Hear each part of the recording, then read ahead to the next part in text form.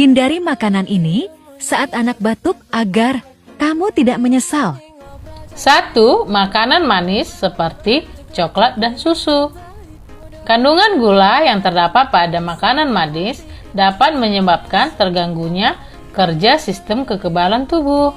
2. Yang dingin-dingin seperti es krim. Apabila saat anak batuk diberi es krim, maka akan memicu batuk karena suhu dingin atau suhu rendah dapat menyebabkan alergi dan iritasi yang akan memicu batuk. 3. Gorengan seperti tahu goreng, pisang goreng, dan kerupuk. Gorengan bisa menyebabkan tenggorokan gatal yang akan memicu batuk.